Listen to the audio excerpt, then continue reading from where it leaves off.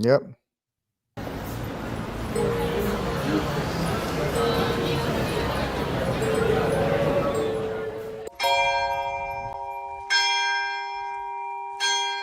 All right, ladies and gentlemen, welcome to News from the Pew, where the internet happens and we talk about it.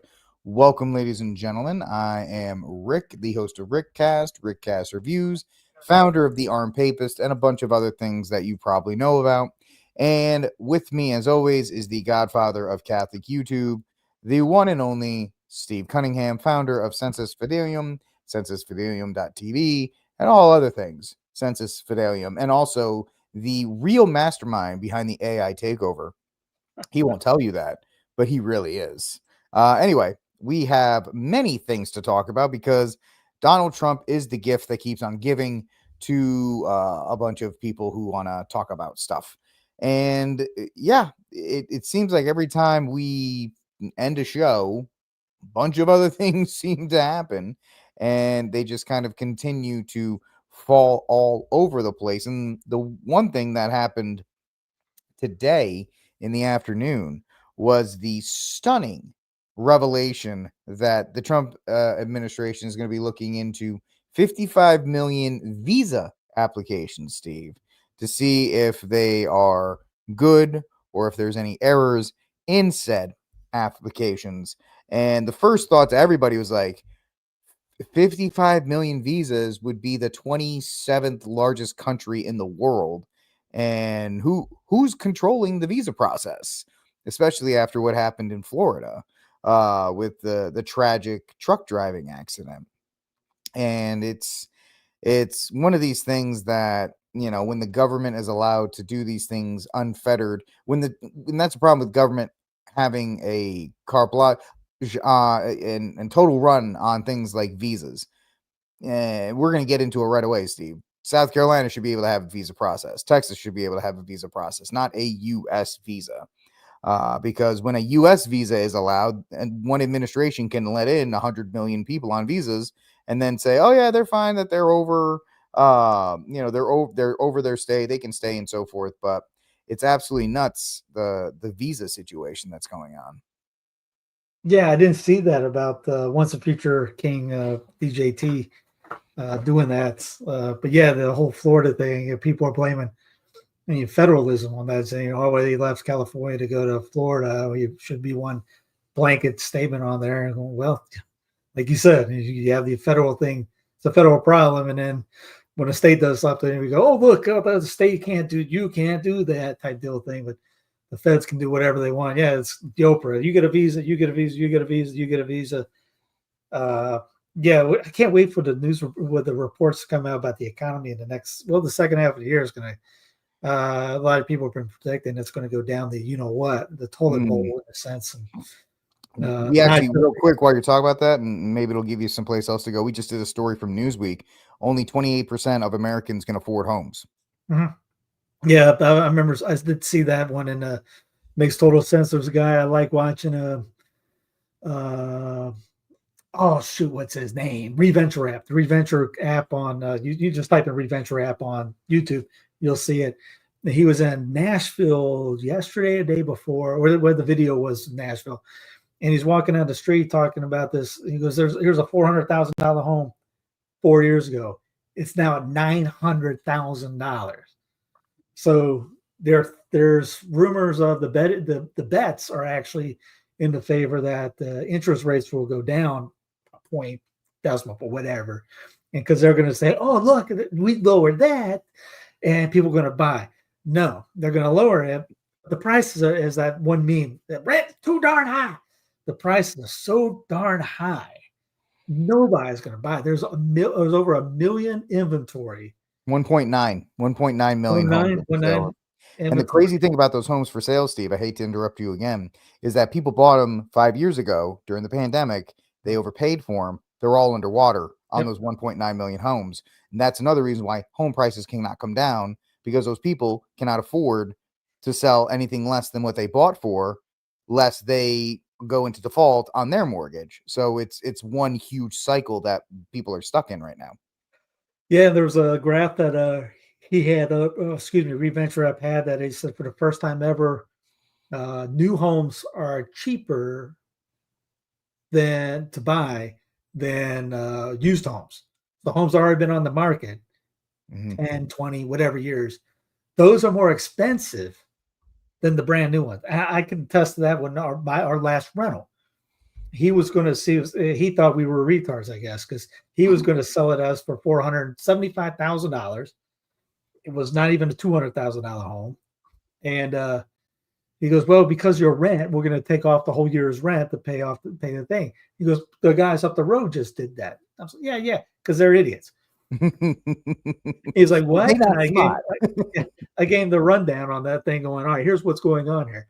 What's happening is there was a neighborhood behind us and over there, and they're building the exact same home with the state-of-the-art, the top-of-the-line, sinks for all that stuff. And ours, when we were renting in, was it was the show home.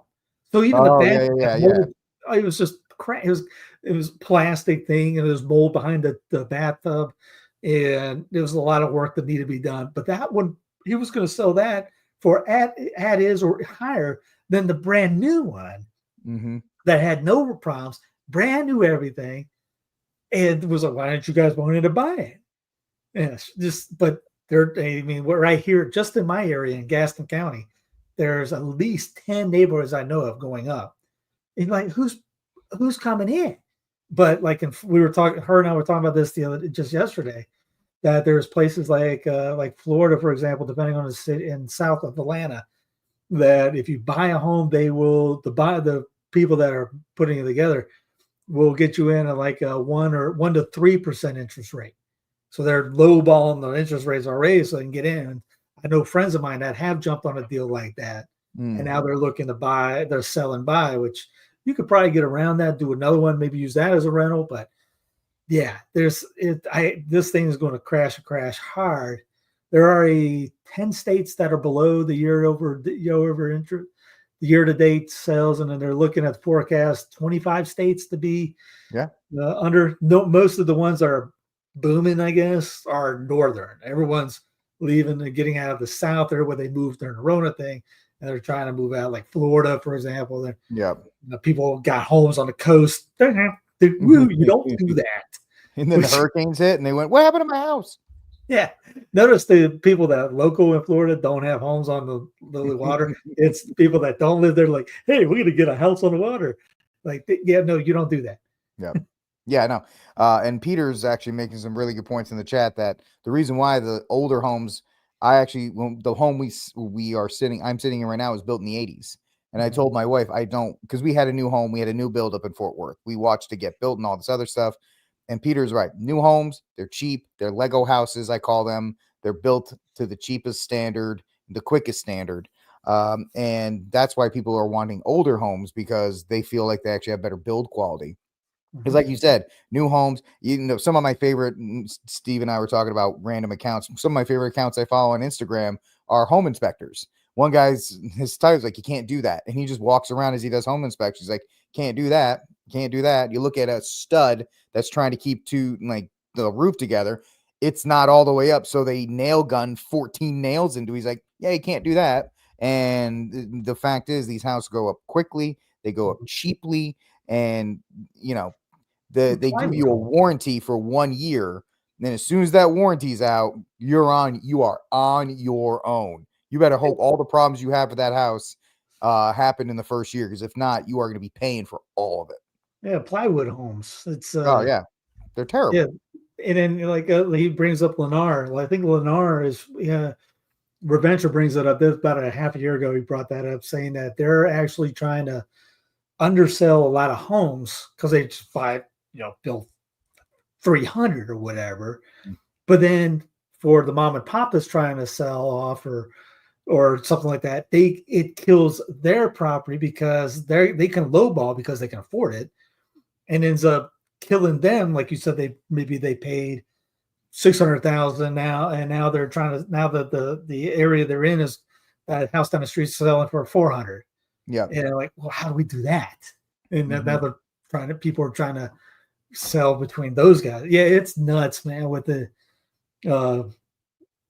I And you still think have the it. DJT is going to end up doing something off the charts. Like he's forgiving people for arresting regular Joe's student loan forgiveness. I bet he watches the student loan forgiveness for others not in the not too distant future. Yeah, and the thing is that there's a huge disparity. And we've mentioned the statistic here. The average new home buyer is closer to 70 than to 40. Gen Mm-hmm. Z, Gen Alpha, they feel hopeless because they can't find jobs because those jobs they don't exist anymore. All the jobs that they were promised when they came out of college, they're not there. And secondly, the homes and this Newsweek article was not, they were fibbing, they were playing around, Steve. They said the price of an average home was higher in 2019 compared to now, and it's like, yeah, that's not true because the price of inflation has outpaced wage growth. So 325,000 in 2019 might as well be 700, 800,000 today. So the fact that the money is not there, younger generations. Did you see the statistic? Like 30% of Gen Z was aborted. So you have less people in the workforce. They can't find jobs, and the jobs they can find, they can't afford to live. So that's why they're renting longer, and they can't scrap the money together to buy a house because these houses were bought with cash from people from California when they all exited. Right? They were given their houses in cash. They come to Texas, and like you said, oh, this house is $400,000. You know what? I'll give you 450 so I can have the house today. Mm-hmm. Sight unseen. And all of a sudden, that house is now 450. Everything else goes up. Here in Texas, I don't know about you guys, our property taxes are a constant pain in all of our rears here. There, where our houses are overvaluated at all times. And the one thing we beg our local government to do every time they meet is to address property taxes. You know what they don't do, Steve? They never address property taxes in this state because it is a huge moneymaker because of the amount of homes that go up. Yeah. And And people now are what you said about the jobs not there, and it's going to get worse because AI, you get the AI jobs AI is taking over all these people's jobs from being a first time job flipping burgers at McDonald's to like eventually bagging. no, I'm interrupting. Like paralegals, the entry level jobs, all those jobs where you gain experience by drafting letters or whatever the case may be. All of that stuff is going to AI, and it's like, well, good luck. You can't even learn to code anymore, Steve, Yeah, because the AI AI can code code. itself. I got a buddy of mine who's a tech guru, and he goes, "I have an AI." He filmed AI coding something for him. He's like, "This is incredible." Yep. So yeah, I mean, coding wise, which goes into UBI, which goes into whole technocratic thing, which goes into that. Oh, you will own nothing and be happy because you don't know there won't be anybody owning anything. They don't want you to own it. They're literally on the board saying we don't want you to own, and that they made it that way. So not owning cars, not owning a refrigerator, not owning this. I mean, they break down half the time. So that Mm-hmm. they make them so they break, and then they'll say, "Oh, why don't you just rent this?" And then you don't have to worry about it. We actually did it before all that happened. We rented back in Colorado a washer and dryer. I didn't know that you could do that in an apartment. And you rent it, they would come over, bring it over, you pay the monthly thing, and they would, before you leave, they would take it out. Mm-hmm. But yeah, I mean, eventually it could be you don't own anything, and which is not far fetched. The one thing that 2020 did is it got people used to the idea of a subscription service lifestyle, whether it was your entertainment or your food, or there's a lot of people that are like, oh, I've done this before. Good Ranchers or any of these others, you pay them a monthly fee, they'll send you a bunch of meat and all these other kinds of. So we've been used to a subscription lifestyle, and what they've done is they've just ratcheted all of that up. They've ratcheted it all up. I mean, I read something, it's not here in the US, but Volkswagen has a car in Europe that you actually have to pay a subscription, Steve, to get to access the top end of the horsepower. So all of these things are coming in that idea. Now, Oh yeah, Amy, I would like you, Steve, to address this because you're more into the AI stuff than I am. Because the language learning models she's talking about, right? They're not perfect. They're still in their infancy, if they will. So how does that going to pan out if they're not perfect yet? I guess depends on which site you use to do X, Y, Z, and then if you use the free version or a paid version. A friend, there's a couple of guys online, and a buddy of mine who's really big, really tech guru.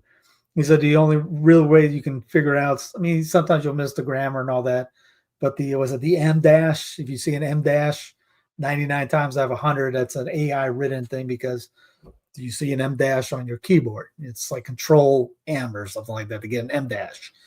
But yeah, there are some that don't write well, I guess, but there are some that does pretty good. And then you can read it and then give it pointers in a sense. You kind of test the Well, teeth. it learns from what you Yeah, rewrite. you program. Yeah, you give it something like, "Hey, make this out of this." It's going to do its best out of that. But if you give it more detail and, "Hey, put this here" or whatever, and you give it the roadmap, it will come out better and better depending on what you're putting in your input in. The output will come out, depending on what your input is. So it sorry about the kink. You're forgiven. Forgiven. Absolved. Yeah, it just depends on what you're putting in, I guess, and on top program and all that. Because if you guys listen to Butler's Lives of the Saints or the Byzantine Saints, I used AI for that to read it, and I cloned my own voice. I got a couple cloned voices on there. And again, I'm no guru, but I figured that out. And sometimes I've had to oh, sorry about the link. Okay, yeah, you're good. Whatever. Yeah, you're cool. Sometimes it will say stuff that you didn't want, so I would have to listen, and then I'd redo it, and then it worked out fine. Sometimes we'll get the Latin okay, and most people think it's me reading it. Yeah, I mean, a lot of there are phone answering services, like the old press 1 for English. Now it's, hey, welcome to whatever. What can I help you with? And you're like, account balance, and then it does all the stuff for you. So it even it's replaced a lot of that stuff as well. Mm-hmm. So just don't use it to replace your brain. Use it as a tool, but like the Catholic AI stuff. Still be able to spit out the verses you want to be able to talk about, or know a song, know a reference, know a book, know the history behind. Just don't say, "Hey, let me ask Grok." Or, I mean, you can use AI to a point, but don't use it as the only thing. Don't be such an idiot that your brain turns to mush because your way of talking to somebody is asking the AI, "Hey, tell me how to think?" Yeah. The idea is that, and I've used it, AI is an amazing search. I think Michael Thomas has talked about this on my show. ChatGPT has replaced Google as the largest search engine out there. And it's a great tool to gather information to then double check on. You can say, like, hey, what are the last 5 mass casualty incidences that involved the certain amount of people? And say the last boop, boop, boop, boop, boop. What I'll do is I will then take that, plug it into the bar and try to research that on my own. So you can't take it, because the AI will tell you at the bottom, this AI can make mistakes, double check it. So it's a great research tool. It can gather massive amounts of information, and it can cut your research time like that. But it's not the end. Do your due diligence for each one, but yeah.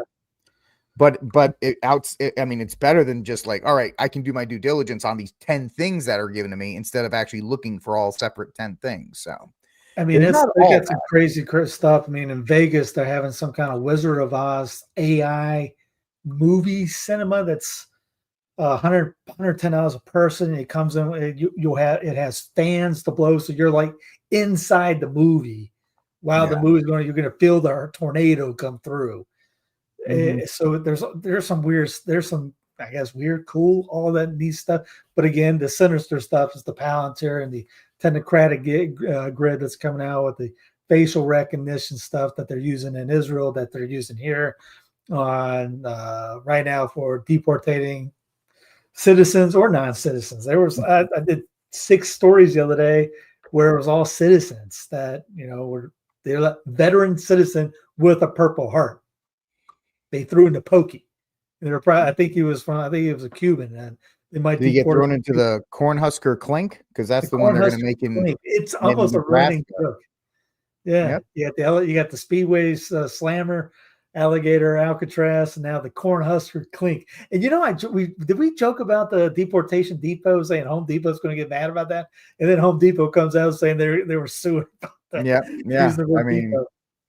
yeah, it's all coming true in that regard. So Yeah, Thomas brought up because your face getting recorded in every sporting event. Yeah, Dallas was showing that 2 years ago when they were going through the facial rec, and they said this one little drone or camera was going through everywhere in there. And those, when I was in Denver, they were already becoming an airport in the sense of you had the TSA guys at the stadiums, and you had all this other AI stuff that was at the stadiums to get in. And then during the Rona, remember they were doing facial rec like in Seattle, the stadium Seattle, you could only get in if you had a digital ID. So yeah, these it's and then you got people putting their kids on Twitter and Facebook all the time. Anyway, just to help the Democrats figure it out. Well, I mean, even stuff, guys, as simple as, and not to be doomer, but when you go in and you see the cameras in like a Walmart or in a supermarket or any of these other places, when I've used self-checkout, you can all get on me. I know I'm helping with all that stuff. When you go to self-checkout, they got a camera right on your face there. So it's, I mean, we live in a mass, we make fun of the British for their mass surveillance state. I am looking at 4 cameras right now on me, including the one that's recording me. So, you know, I get on a stupid camera every night. we all carry a tracking device. Yeah. Everyone's got a cell phone. It's a tracking device. You can't turn that darn thing off. You can't take the battery out. Nope, you can't. You cannot at all. But that's I didn't mean to get us off course as far as that. It just thought it was very interesting that with the visa applications, and then you have the Southeast Asians that are getting the jobs, H-1B visas that are getting these jobs to do all these kinds of things, and the rising tension from, I guess you would say, natives, that they're struggling to find these places, and yet illegal immigrants are being given houses, card, all these other types of things on your dime, and people are just kind of getting sick of it. So what happens is when Trump does deploy the National Guard to DC, people cheer, and when they, he went out on a patrol tonight, guys. He went out patrolling the streets of DC, which was actually kind of funny to see that. Yeah, they gave out. Was that the one who gave out burgers and things like that? Oh no, that was de Blasio when he was giving out burgers. Oh, I didn't see him actually give out. I think I did see that where he went to like a barbecue and he's like, "You're all so great," or whatever the case may be. I know he said they were going. I knew they said he was going to go out tomorrow and be filmed with a bunch of the. He was so inspired by Kristi Noem that he's actually going to put on a vest and a hat and pose with some people as they're getting deported. Another thing we didn't talk about, we don't have the video, but Kristi Noem posed at the U.S. border today because by order of the president of these United States, Steve, and everybody listening, he wants the border wall to be painted black. So it is hotter and more difficult to climb. And I kid you not, there is a picture of Kristi Noem painting the wall. Like this girl, she will never miss an opportunity to be filmed doing whatever the president says. That's why. Look at this. Look at Kristi Noem painting that wall. Look at that. Paint defense. Up and down. Paint and defense. She's like, how much longer do I got to do this?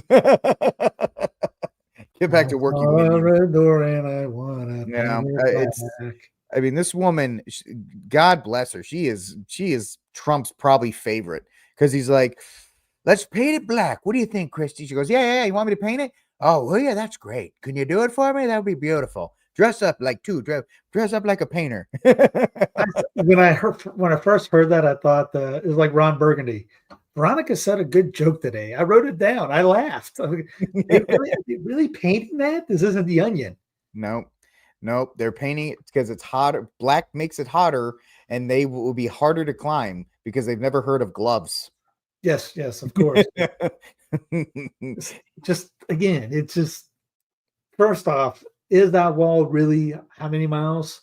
And are you really going to paint that thing 100 some odd miles black? That's why they need 50,000 ICE agents, not to actually get deportations, but to actually just paint the wall. That's the only way you can paint it. I mean, there's no way you get to paint it with a brush. Yeah, that's going to take decades. So what?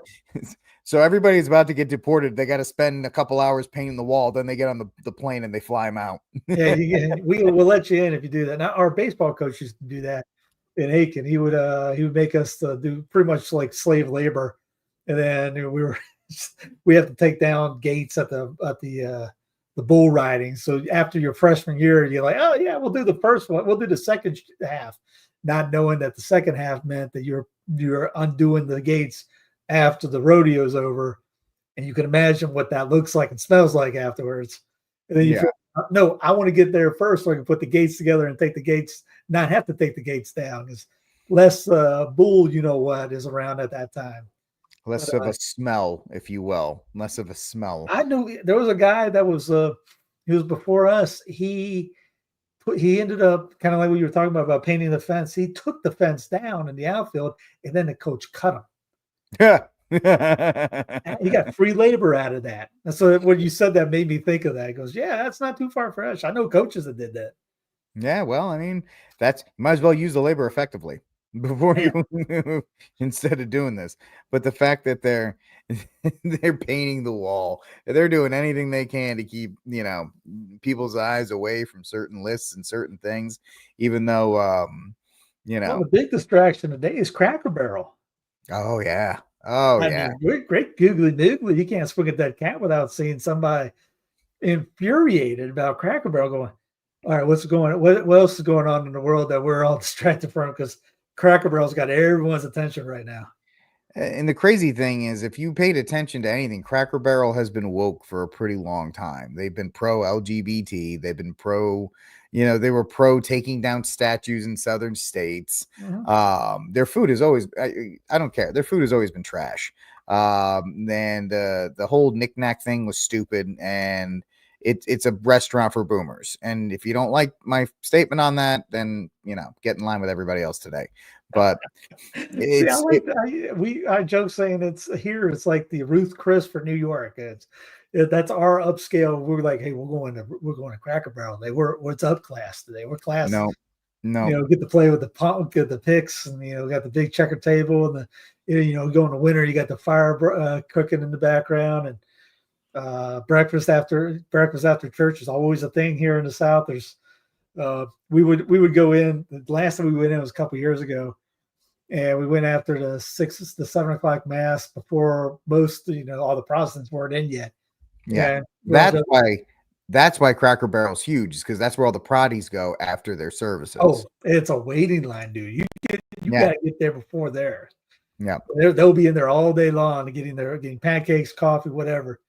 It's actually the second part of the Protestant service. So you go to the service, and then the second part is actually they do Bible study at the Waffle House. I'm sorry, Cracker Barrel. And the sweet tea, man, I could drink that tea all day long. The only better tea from there is my wife's tea.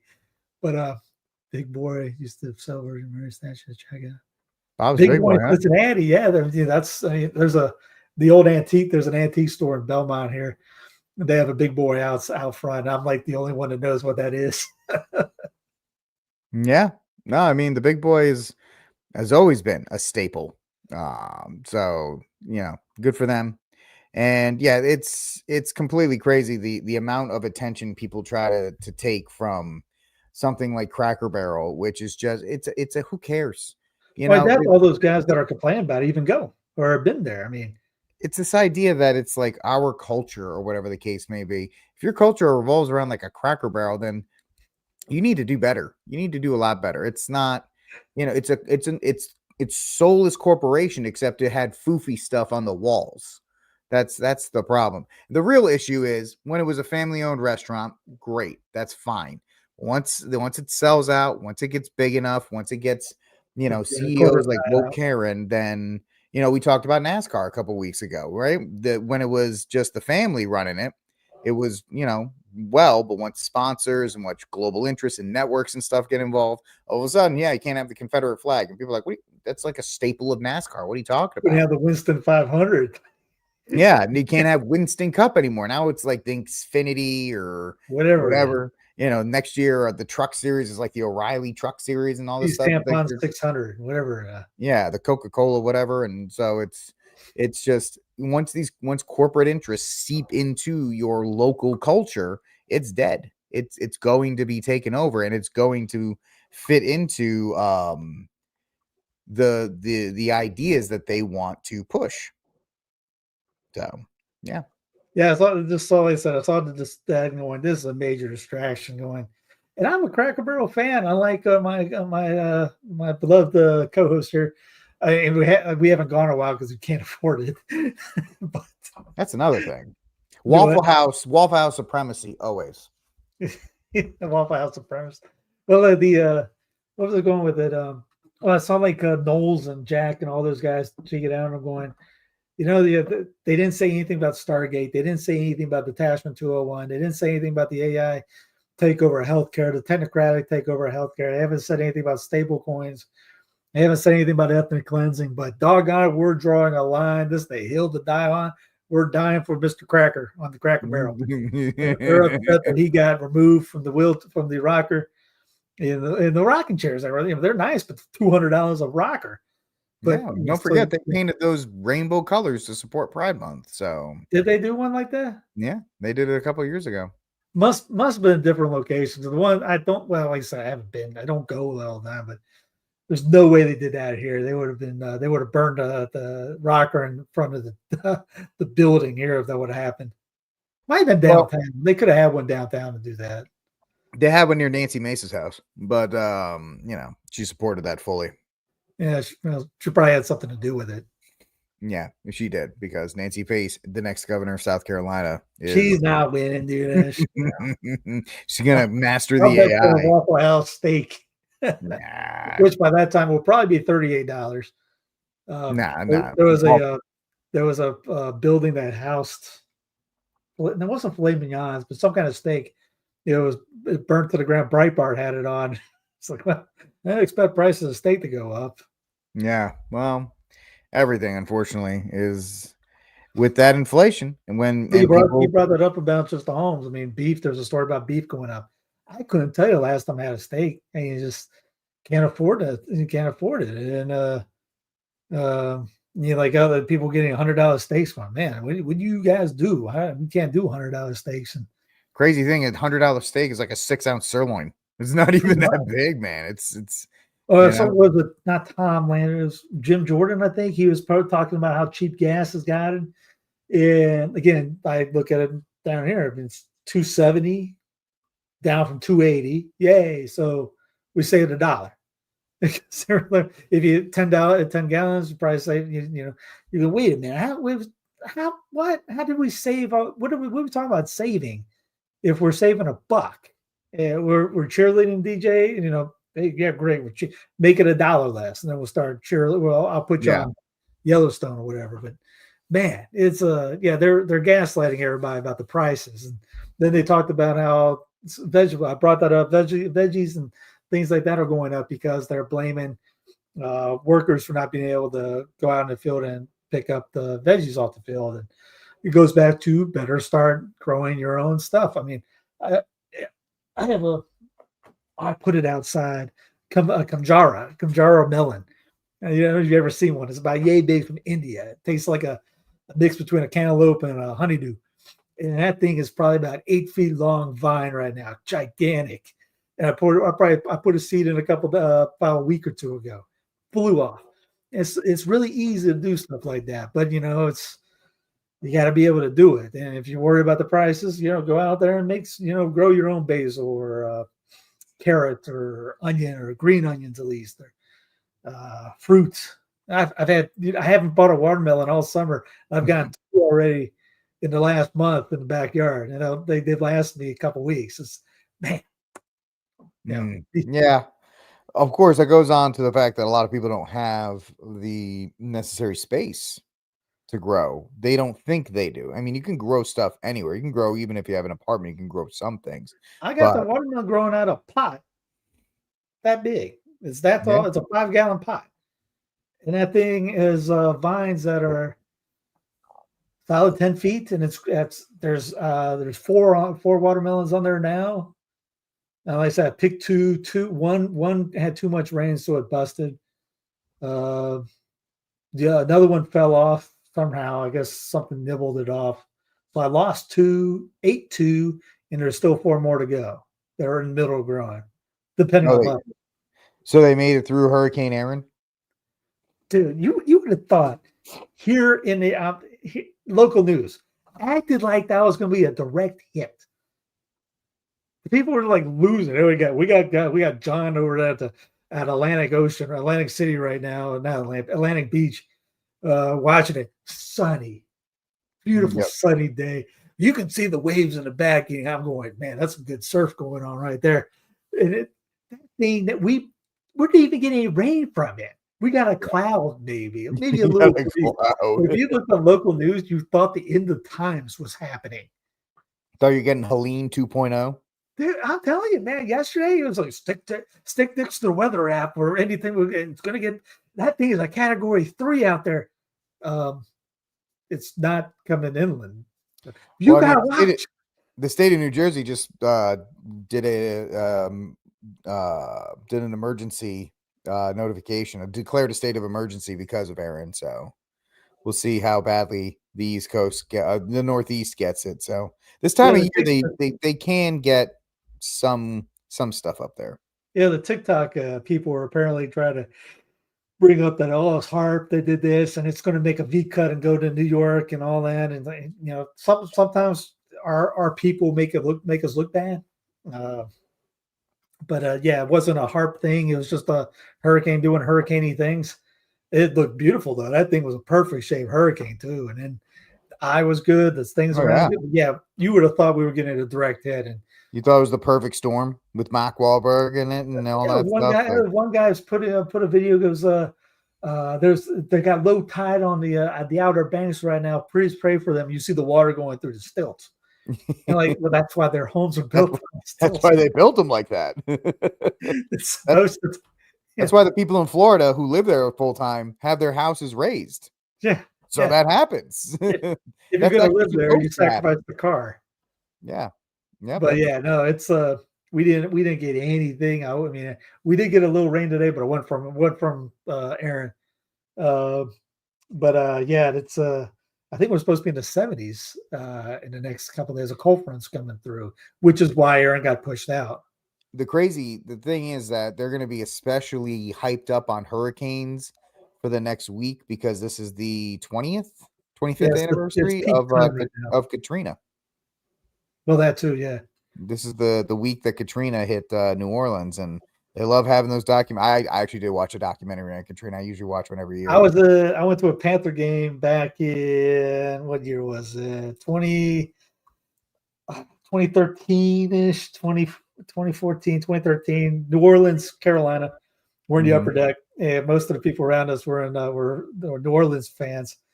And me being me at the time, or still am like this. They're all, they're going. I just get up and go, do it for Hugo. And I was wondering what everyone was going to do, and all the Saint fans just busted out laughing because they always hear the "do it for Katrina" thing. Yeah, that's hysterical. That's hysterical the way these people overreact to everything. Yeah, Joey, we're going to be in the 70s until mid-November, so that's just a Texas thing. We get to suffer. It's been in Texas. We'll get to the 70s till mid-November, then it'll be freezing for about a month and a half, and then it goes right back to the 70s. Well, what happened? We had 2 weeks of 100 degrees. Literally, it was 100 and humid. It killed off all the crops there. The strawberry crops got destroyed. The peach industry got hit hard. I know I talked to the local farmer groups around here.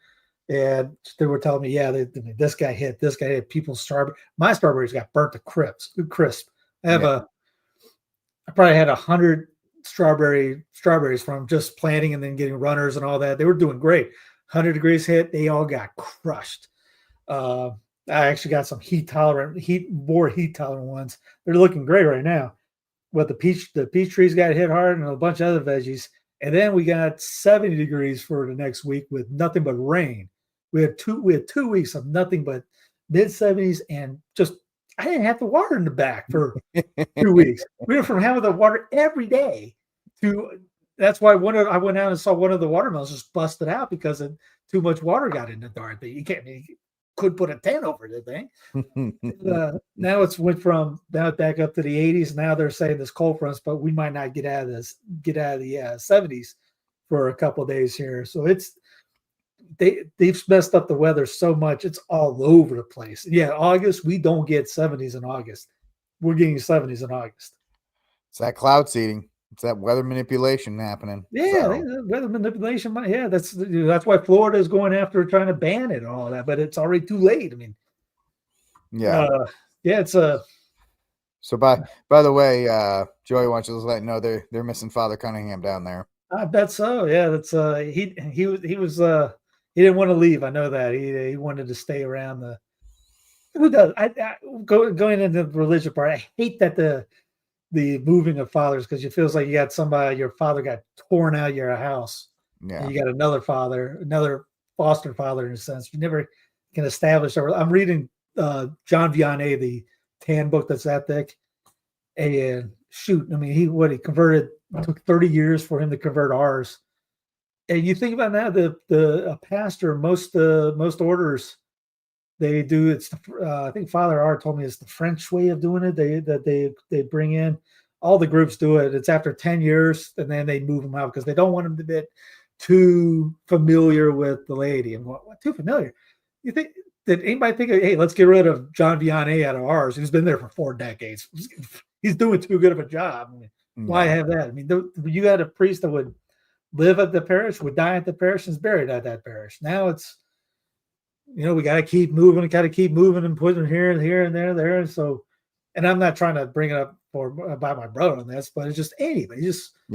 There's no consistency, and that destroys. You get some good chemistry at a parish, and then you rip that chemistry apart, and you try to start over. You're like, well, what happens if that doesn't work? And then maybe it backfires. I know parishes that had in other areas that had really good things going, and then they switch it up, and then it's like goes to a halt. It just grinds to a halt. Yeah. It's like a 180 in there. But yeah, I mean, you look at the old school guys, you didn't see Francis de Sales getting moved, although you didn't see John Vianney getting moved. You didn't see any of the weird, even guys that aren't Saint whatever's, they didn't get moved. You lived there, you died there, and you're buried there. That's home base. That's my home. That's protect this house. I ain't going anywhere. Then you were truly a father.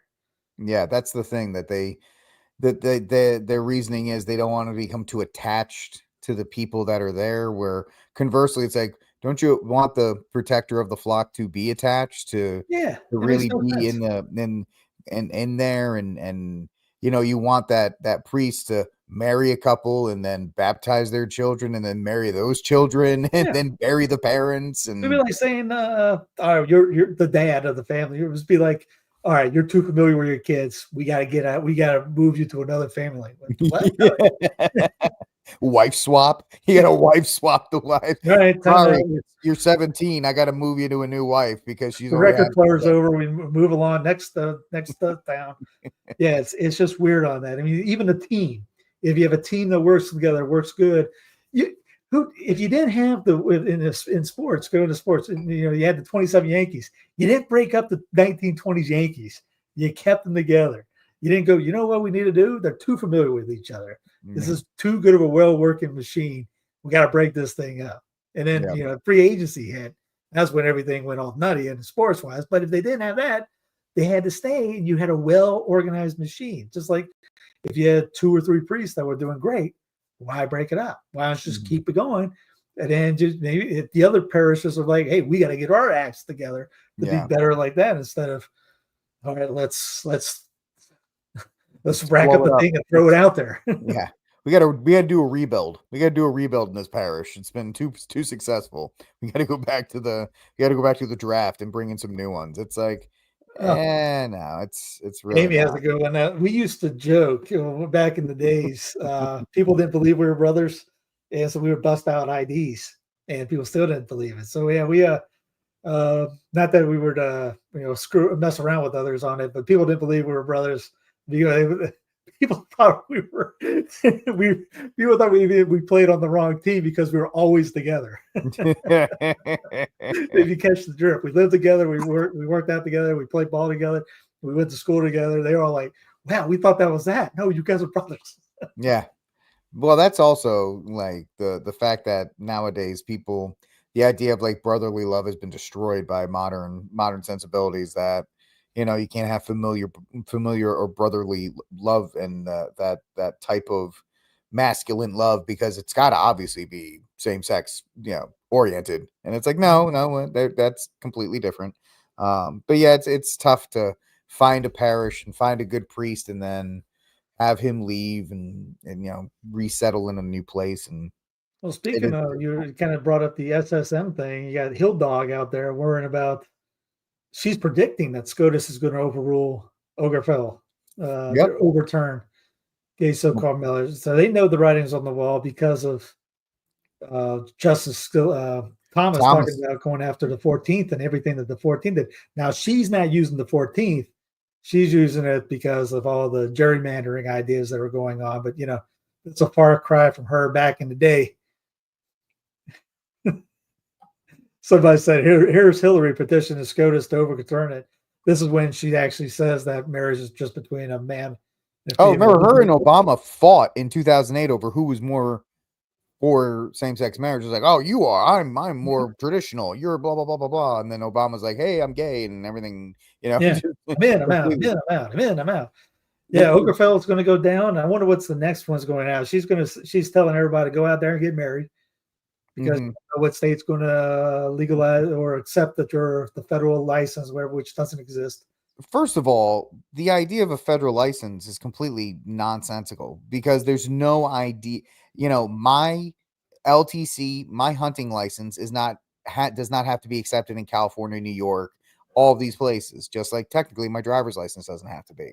You know, the idea of putting in a federal right to marriage, which there's never been in the history of the planet like a mandate for marriage. Marriage was something that was sacred, instituted by the church for the purposes of union and repopulation.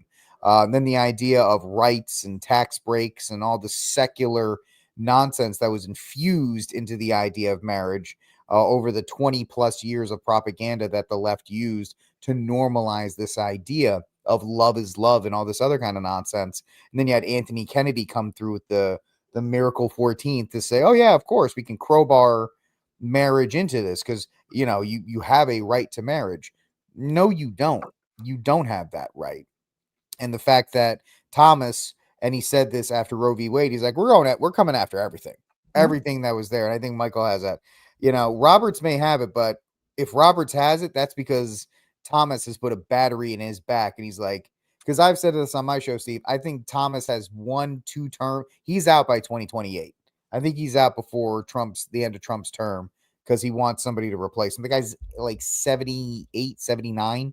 And he doesn't want a Ruth Bader Ginsburg situation happening, which is why Justice Gorsuch is in there. So I think he's put a battery in Thomas's back, or Robert's back, like, we're getting this done. We need to get these things cleaned up. I want these things cleaned up.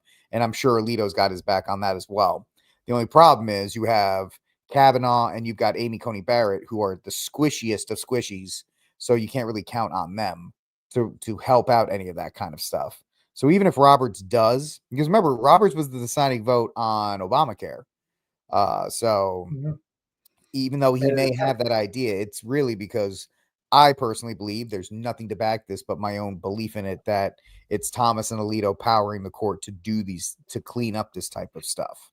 Yeah, if he sells it the right way, it can easily get done. And they did it with the Roe, who didn't think that would ever happen. And that literally was because of hey, this isn't a 14th Amendment thing, the Miracle Amendment, the 14th Amendment Constitution thing. So yeah, it'd be good to see that and then see what they're using that for the gerrymandering thing too, because they can go in. But here's a funny stat. To those fleeing Democrats, Texas Democrats, that say they are saving democracy in Texas and the United States relative to congressional redistricting. We talked about this last week. Here are the facts. Massachusetts, 36% Republican, 0 seats. Connecticut, 42% zero. Maine, 46 0. New Mexico, 46% zero. New Hampshire, 48% zero.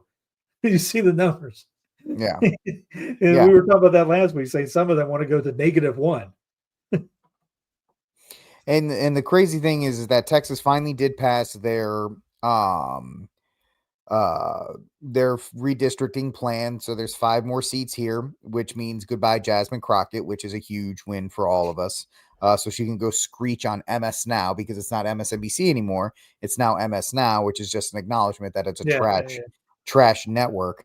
But the crazy thing is, if they really want to do redistricting, Missouri can redistrict, Florida can redistrict, pretty much the entire SEC conference can redistrict if they wanted to.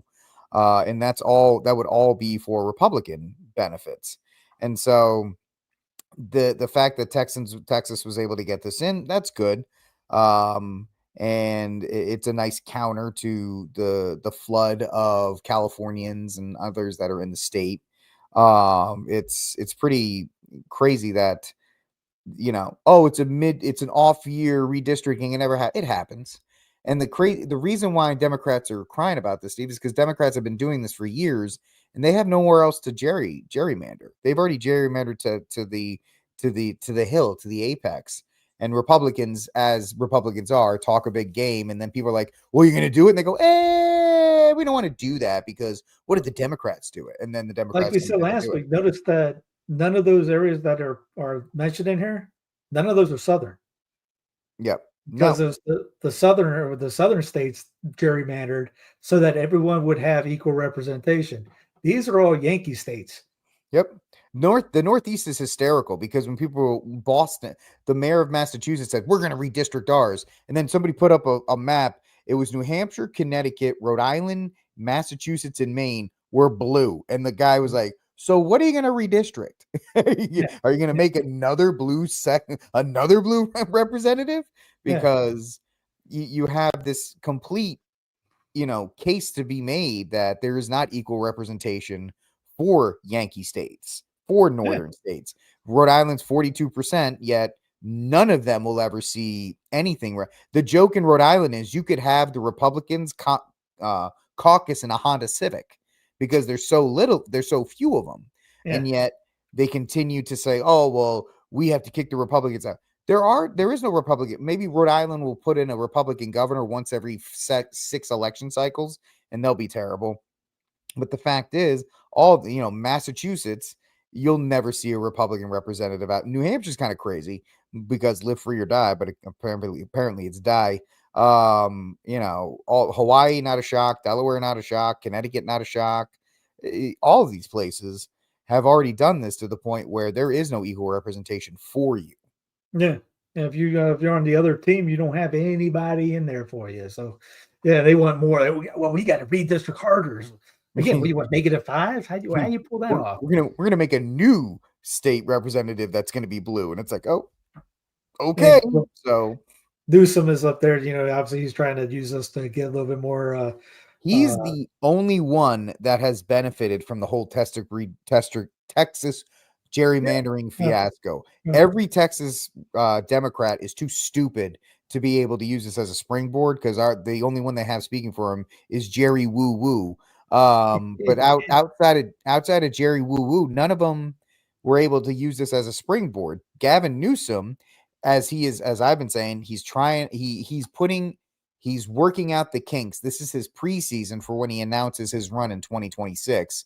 Because remember, Elizabeth Warren announced like January 1st or 2nd of 2017 that she was running. So don't discount that Newsom will announce in the early part of 2026 that he's going to be seeking the nomination. And he's got Nancy Pelosi. He's a nephew of Pelosi. So he's got the entire political machine of California behind him. And there's really nobody else that can Gavin Newsom has positioned himself well in this because he's shown that he will quote unquote challenge Trump. And that's all the Democrats are looking for right now. Somebody to fight Trump, to challenge Trump. And Newsom has, jumped on this opportunity. Yeah. That's because it wasn't going to be anybody. Cackles ain't doing anything, but he's using that for his own advantage because He's And a if he wants to politician. gerrymander, let him gerrymander. Texas doing that? All right, fine, dude. Go ahead.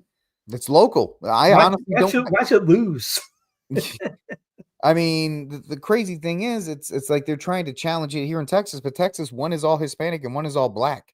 So you can't even say it's racist because they're almost race specific districts that are plus Trump in that point. Well, So that was that's the why thing they. about California with the southern part being mostly Hispanic of Hispanics down there, and they go, "Is it Feinstein, or is that your representative, or who else? Who else is in there for the Center for California guys that are the They're Jewish all last names?"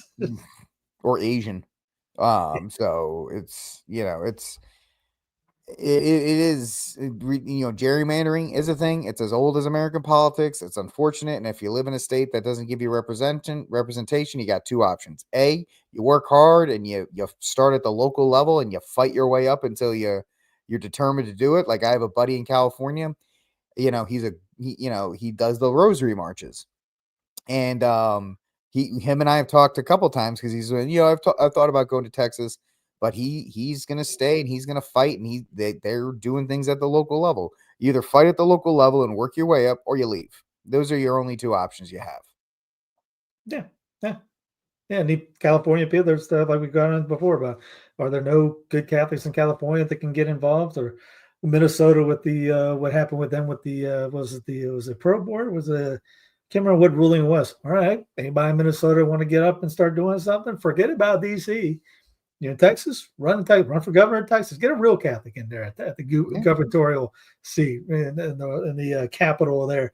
If you're where I'm at, North Carolina, all right, get involved. South Carolina, get involved. Florida, get involved.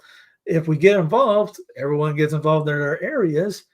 We can have some pretty good things happen to us because we got good people in good positions doing good. But if not, we just stand back and go, you know what, I'm good. I'm just going to sit back and just tweet harder. And well, It's it's like, not worth it again, because it's that all whole lineup. blue and The only thing that for bad people to succeed is good people do nothing. I know it's a apocryphal line, but the idea is right. cliche. My phrase is cliches are cliches for a reason because there's a Yeah. root of truth in it. And we've seen in things like the pandemic and the Rona, even in blue areas, if you have a decent sheriff, then that sheriff can be like, yeah, well, we're not doing that here. So good luck with that. So I it, always it love that shows. story of Charles Carrollton, who was Catholic in Maryland, which everyone keeps saying was the Catholic colony, which it wasn't. It was tolerant. It wasn't even named after Mary. It was named after Queen Mary, not the Queen Mary we're talking about. Queen Mary, it was another Mary. William and Mary, that Mary.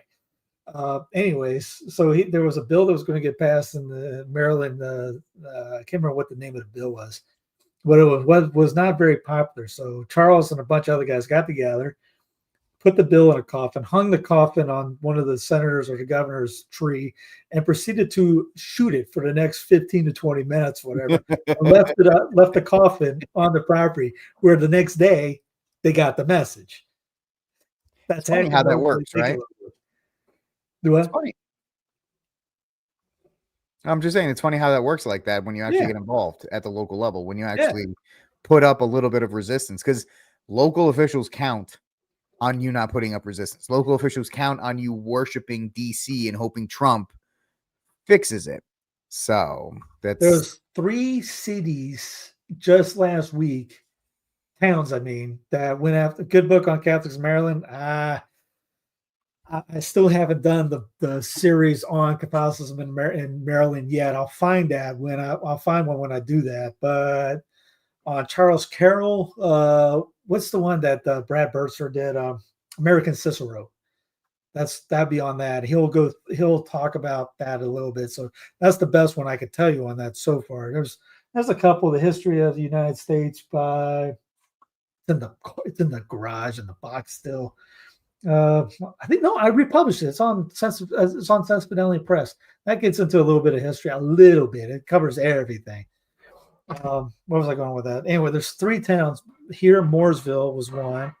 There's another one in Alabama, and there's I can't remember. They're all going after data centers. Not big news unless you live there.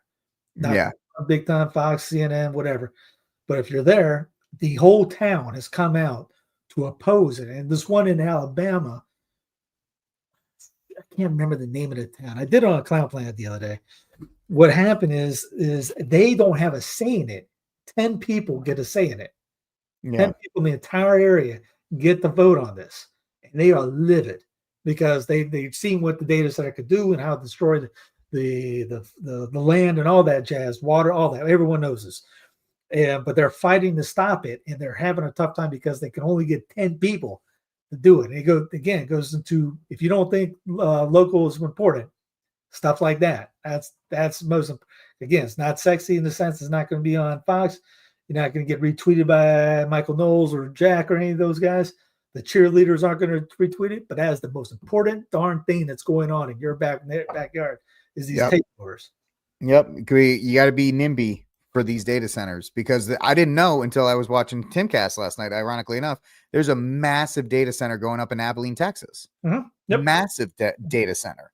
And that might be the one that I talked about a couple of weeks ago, that they told the citizens to stop showering to conserve the water. Yeah. And the lady brought up a good point. She's like, there's, the amount, it's a 5 gigawatt campus or something of that nature. It's an insane amount of energy.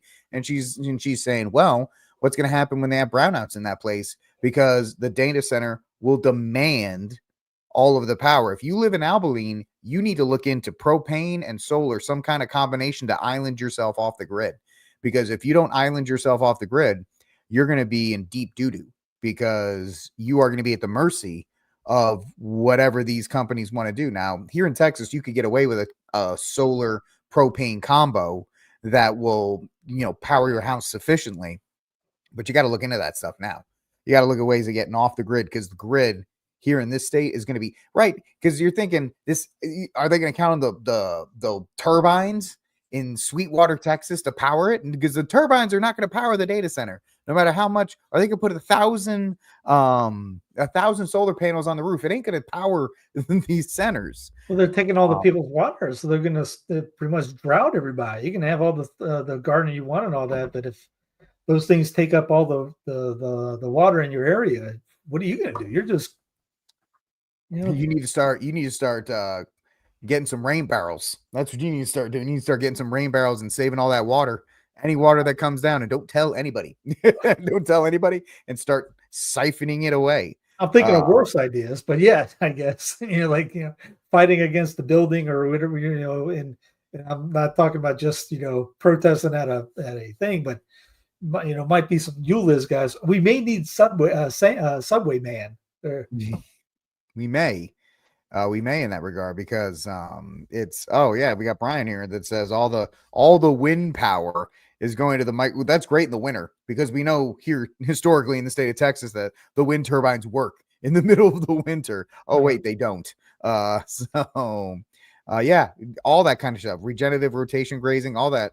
All these kinds of things we need to adopt. We need to adopt these types of classic land management strategies, and all of these, power generation strategies. You have to look. If you're in a town they're taking the water from you, and it's going to affect your kids and the family around you to pretty much die.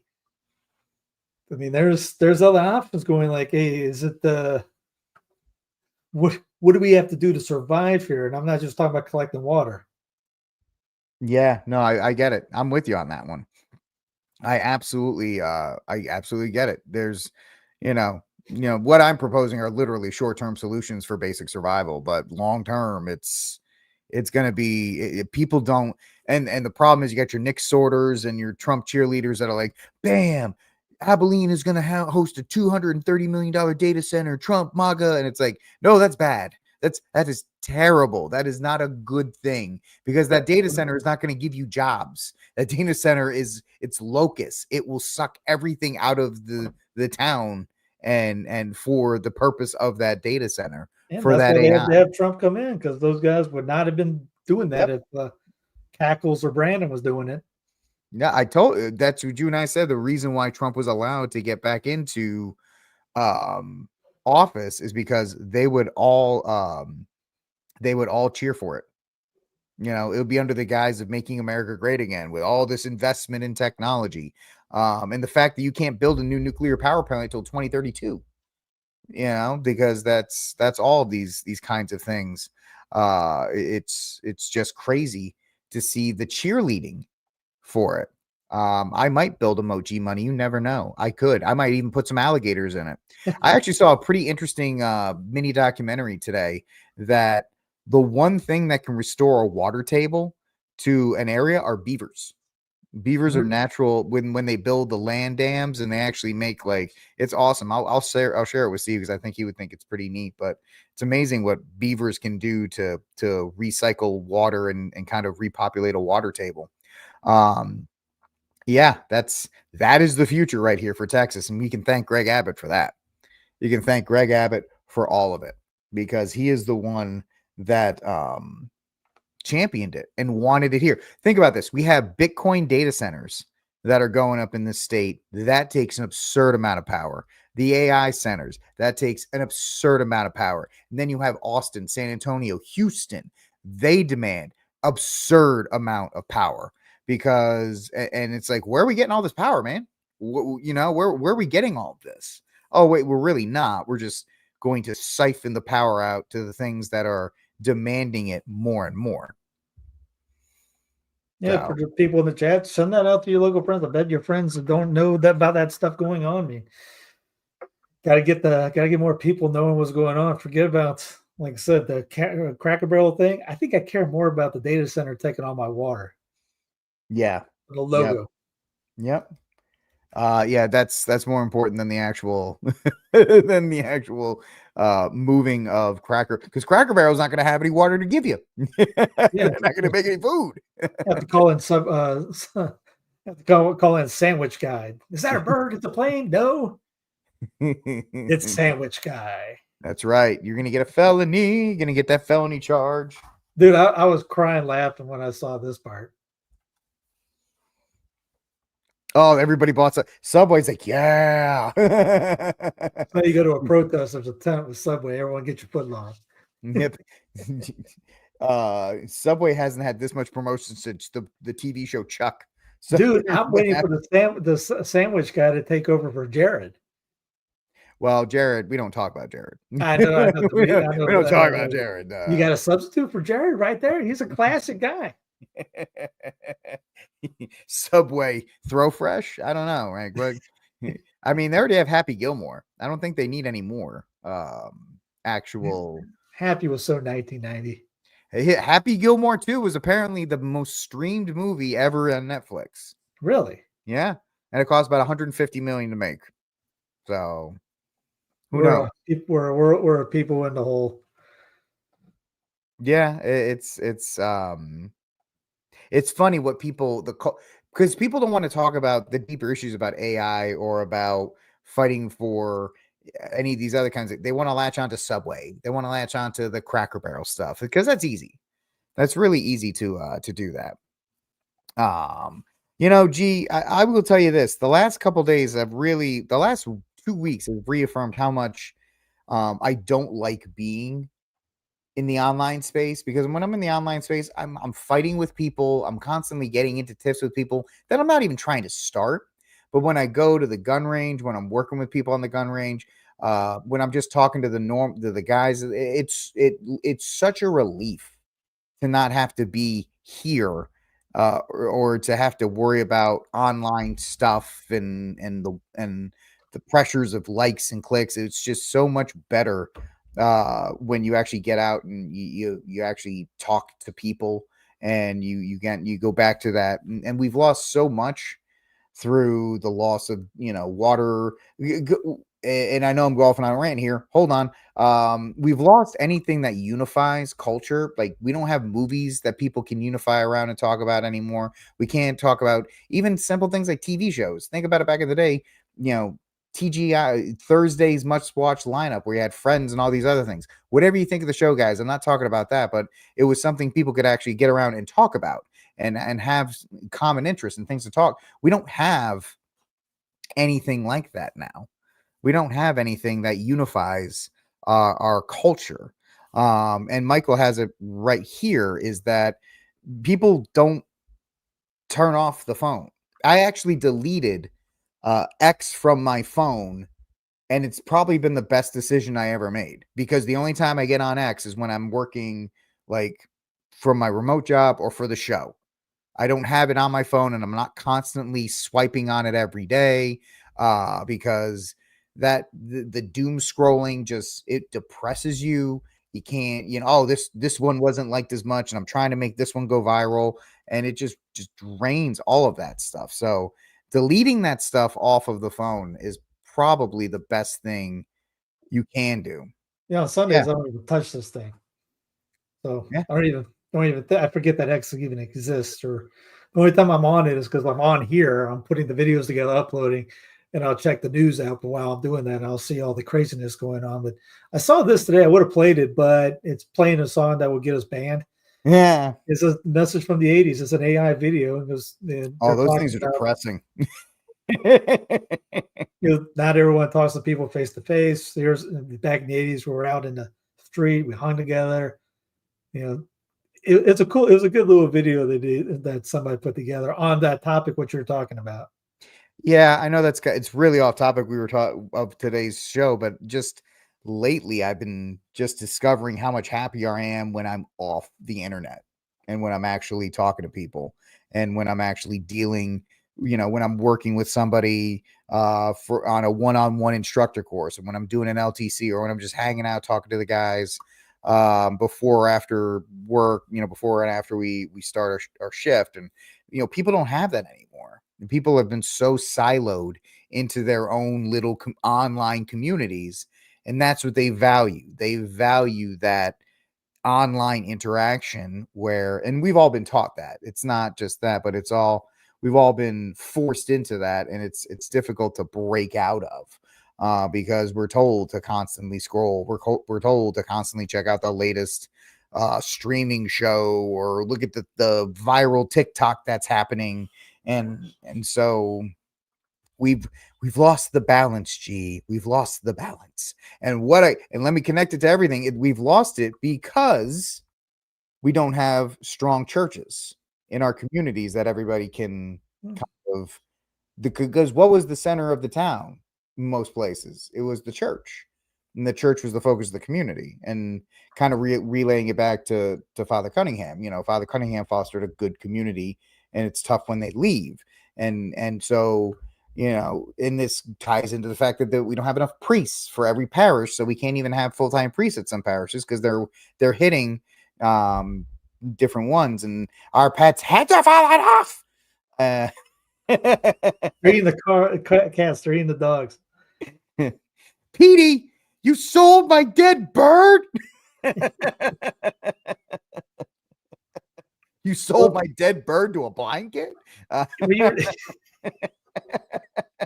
lot of what you were talking about is the stuff with we keep bringing up with the Southern agrarian system that had to be squashed down in the 1850s, 1860s. And speaking of which, they bring up on this why the 50s weren't traditional in this segment. Oh, don't bring her into the show. But I saw it on what was it, the Rage bait. LinkedIn. A friend on LinkedIn shared it, and I listened to it, just the clip, but the full one I didn't listen to. This goes into talking about how they're saying that stay-at-home moms isn't a traditional thing, and it's not good for the women. And I'm listening, going, but you're not getting the whole picture. Yes, the modern idea of what some of the guys online, the king trads that do nothing but X and tweet, that talk about leaving their wife at the house to go smoke cigars and hang out and have a booze, whatever, and they leaving their families at the house. Those guys, yes, I'm with you on that version of stay-at-home mom. The stay-at-home mom that the dad is actually working, totally different. That he actually gives a grip about the wife and kids. That isn't going out there and saying, you shut your mouth, get in the kitchen, and women is just disrespecting and all that. I get that, because that's not a cool thing. And there's not a lot, but a lot of the more loudmouths on here are accepting about like that. Nick, I think that Fuentes guy talks stuff like that about that. They're very disrespectful to women, all that. But again, you look at what happened with the Southern ways, and I told my bud Jeb Smith, who wrote the book Defending Dixie's Land, who's got a terrific chapter on how Southerners treated women across the board, no matter what. And it was just a beautiful way that they did it. And again, it's on Amazon, and Shotwell Press finally picked it up. But when they were talking about this, they were bringing up stuff like the guy she's talking to, his first opening statement. This guy says, "We've always been a puritanical people," and I immediately went, Nope. The Northeast. What? Now, if you go to the Northeast the Yankee Puritanism, yes, they were ideal. Work. That was the only reason. Everyone else was just useful for money. The Southerners at the time in the 1850s, 1860s looked at the North as the atheistic, greedy society. Their idol was money. It's like a direct quote from these guys. But the Southern way, everyone stayed at home. So the dad was working, the kids saw the dad working. So the mother was to stay at home, helping teach and all that. And there was all harmony. The families all lived nearby and things like this. So they're wrong because they can't bring up the Southern part because they have no clue about it. So they're going with this other idea when we just break over the last 50 years, 60 years. And that's where we're going to focus on. No, there was feminism back in the 1860s. I'm working to try to either put a show together on it or get the guys that wrote the book on the Red Republicans and the 48ers. There was a lady, I can't remember her name. She used to be Catholic, became the biggest feminist in the 1850s before feminism became feminism, because she jettisoned Catholicism for Marxism. And she came over from Germany and to come here with the other 48ers, got in the Lincoln administration, all that, and corrupted everything in D.C. down, which is why we have the problems we have today. And back in the day, they were forced I think it's in the book South is Right by the Kennedy brothers, where they talked about the guys in the Northeast would come down, kidnap kids out of the South, bring them up to the North to make them live in their ways. So it's nothing but money, work, forget the family, destroy the house, and then ship them back kind of like a fifth column, not a fifth column, but like a virus. And so that they would go down back in their homeland and literally poison the homeland. Kind of like colleges today. Yeah. If you think about it. And, even though I was accused today of being a woman hating, misogynist, the fact of the matter is, as a Catholic, as a faithful Catholic, you cannot have the attitude that Steve was talking about, like, oh, get in the kitchen and make me sandwiches, woman, with your bare feet. No, because your union is one of cooperation in all things, working together, whether it's working together to get the house taken care of, or your kids fed, or your husband and wife fed. And ultimately, the end goal is both of you are working to get each other to the beatific vision. That, so it's a cooperation all the way through. And, and unfortunately, I don't want to get into the Fuentes thing because the Groypers will come after me. He's just not, and I don't have an opinion on Fuentes, but when he says stuff like that, and then he claims to be a Catholic, it kind of, it doesn't mix with the two. Like I said, I don't watch a show. I don't have an opinion on him. He's another content creator. But for Catholics Catholics cannot hate women. We can't be women hating. You as a husband, you are not fulfilling your role as a husband in the Catholic Church if you are that. Here's a little snippet from Defending Dixie on the chapter Urbanization, Industrialization Effects on Women and the Family. In a self-sufficient society, both mom and dad were home working together to support the family. Women controlled the household, cooking, raising kids, working on the garden, etc. Before Lincoln's War, only 5% of women worked outside the home because money was not yet the priority. Further, the government had not yet regulated people in a capitalistic system. Instead, women were mothers and raised and taught their children. Women were honored, and motherhood was seen as noble and essential to any society.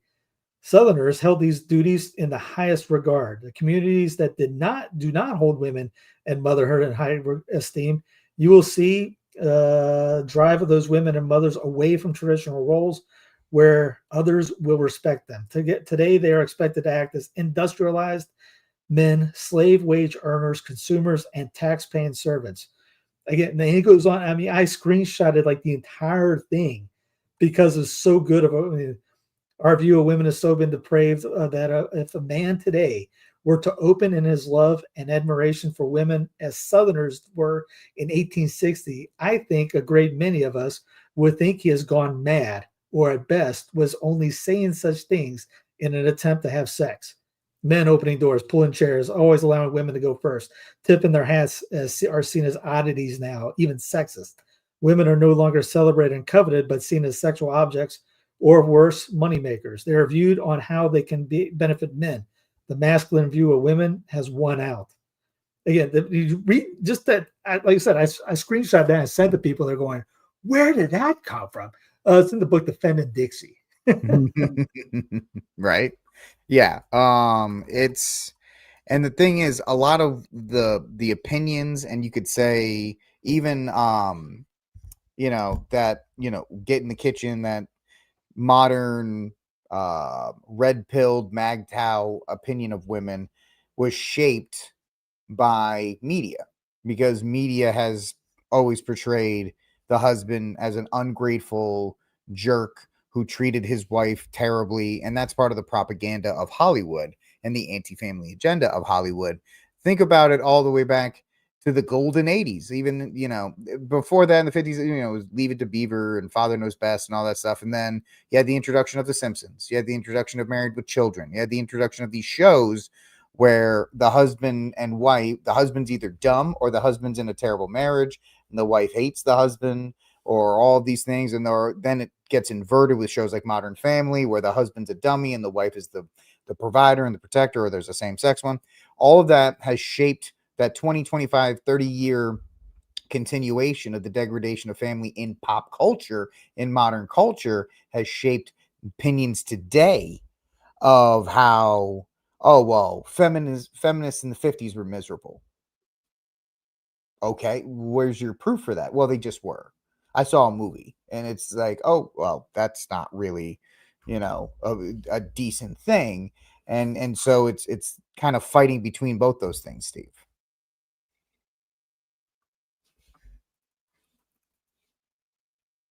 Thanks for picking the ball up on that one. Oh, no, I thought that was you. I can't. Yeah, I agree with you. Yeah, you're good. Yeah. Steve over here just knocking them out of the park when I'm setting them up. So he just let that one just go right by. he just watched that one straight down the middle. All right, good throw. I kind of zoned out, I think. I'll get the next one. Don't worry. What happened is I'm now the reliever in the 12th inning. I'm actually not a reliever. I'm a shortstop, but we ran out of pitchers. So I'm throwing 48-mile lobs over the plate trying to sometimes the easiest pitch gets missed. Yeah, Archie Bunker, all these kinds of things. The degradation and the usurping of the family has its hands in pop culture. And it's one of these things that is very hard to undo. And then you had no fault divorce, and you had all these other things that came in there, and a lot of things. That the war against the family has been constant, and it's not recent. It's been happening for 60 years. Well, I just showed over 100 years. True. I mean, you get the northern idea as one out. You look at you argue the southern way was way better, and I would tell you, if anybody wants to argue that, I got the evidence to prove that. There was a lot of Catholic thought in the Southern agrarian system. Yeah. Well, the South was, I may be wrong. It doesn't happen often, but the South was generally more, Catholic based than the North. Yeah, they were way more tolerant on it. As Jeb brings up, even the Protestants were reading Aquinas and the Imitation of Christ. They might not have been all in. Even like Stonewall, he thought about converting. He was, President Jefferson Davis was taught by Dominicans. So there's a lot that went on down there. He was up there north too, but the main guys didn't. The leaders up there didn't care much. When you get into U.S. Grant down the road after the war, and when you hear about all these Christian nationalists are the big guys up there right now talking about, oh, this was a Christian nation. First off, it's not a nation. I don't know how many times we got to beat that up. never has and never is not and never was a nation. So anybody that says the one nation mumbo jumbo is a complete idiot because they don't understand that idea at all. Plus, it was an Ingalls idea. You want to join Ingalls? Go for it. That didn't come into after the war with the propaganda from all the communists afterwards, hence the Ingalls idea. But the Christian nationalism, 1861, the state of Georgia declared itself a Christian nation, but yet nobody cares about bringing that up. And then on top of this, okay, well, this entire land was Christian. It's not Catholic. No, the 13 original colonies were Protestant. 12 of them had their own official state religion. Yep. Now, the two continents were discovered by Catholics, evangelized by Catholics. You had the North American martyrs in Canada and the Mississippi Valley. You had the Franciscans and all those guys down in the South America region. Then you had the Dominicans and Franciscans in Florida. You had the Franciscans in Mexico going up to California. You had the Smith in old France, the France land of the Mississippi, going out there and converting the Rockies. It was U.S. Grant that banned the Jesuits and followed the Schmidt from going out there and evangelizing and sent the Protestants out there who the Indians rejected. Hence why there was 9 Indian chieftains that went to D.C. to petition with the Schmidt to stop his unjust, unconstitutional edict about banning the Catholics from going over, because they saw that the black robes, and then they saw these guys in suits coming up with families going, oh, these aren't those black robes we were told about. But it was, it wasn't, it always is a government thing. So when someone says, oh, this is a, Protestant nation, no, just the colonies. Let's get in context wise. Just the 13 original colonies. That was it. And the rest of the land, yeah, I mean, there used to be named, I think, Holy Spirit was a Holy Spirit River, I think it was, or a river. There's I can't remember the book it was, but most of the rivers and mountains and all that, like, was a part of the Rocky Mountains was Sangre Christ mountain range. The Blood of Christ Mountains. So there was all Catholic names all over before it all got switched out. Yeah. I think it's time for Saint of the Week and Cry Room. All right, go for it. All right. So this time. What? I don't want to take yours if that was the case. Oh, it's not going to be Cracker Barrel. So if you want Cracker Barrel, you can have it. But for my Cry Room, it's actually both of them are Rhode Island based tonight. First one, my Cry Room is the Rhode Island Attorney General, the Assistant Attorney General, Devon Hogan Flanagan, who was arrested in the great city of Newport on August 14th for trespassing. It could have been a really easy thing, but since she was a little tipsy and she is a Democrat in the state of Rhode Island, she said, "I'm an AG" 400 times while resisting arrest. You can see that's the owner of the restaurant being like, please get these ladies out of here. The one in the pink is the Attorney General. And she says, "I'm an AG" about 15 times, thinking that will get her off. This is just typical Rhode Island politics. And, thanks for representing Rhode Island to be the Democratic cesspool that it is. Great job, Devon Hogan Flanagan, my Cry Room of the Week. Same state, Saint of the Week. In your prayers, please keep Judge Frank Caparo. Caparo in your prayers. He was famous. He had a couple viral clips for helping people out. He was a strong believer in the faith. So eternal rest grant unto Frank Caparo. O Lord, and let perpetual light shine upon him. May he rest in peace. Amen. So that's my Saint of the Week and my Cry Room for this week. Cool. I'll start with the health advertisement. I don't get anything from it.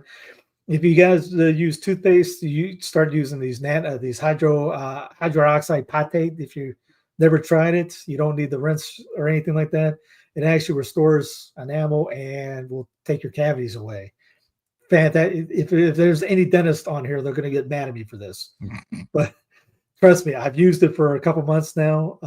It is fantastic. We brought our kids to the local dentist, which I told my wife, don't say anything. They ask you what you do, you just say the normal stuff. Get in, get out, because they were just going to take some x-rays, make sure everything was all fine. And they told his teeth look great. With those real milk and all the stuff that they don't like you to do. And I didn't know, like, flossing actually is bad for you because it destroys your gums. But this stuff right here, it activates. You don't spit it out. You keep it in your mouth. It activates your teeth and all that. It will actually, if you have bad mouth, you'll see. Trust me, I've seen a difference in me. You got to check it out. I saw it from Dr. Nicole because a friend of mine has some teeth problems, and I looked up. There's got to be a natural thing. It's banned in the EU because they don't like it, obviously, but it's Obviously, available here in the US. But my I guess crime room will be whatever caused the rabbit with horns. yeah. The mutant rabbit. Mutant rabbits. Now they got mutant deer out all over the place too. They got big warts on them, things like that.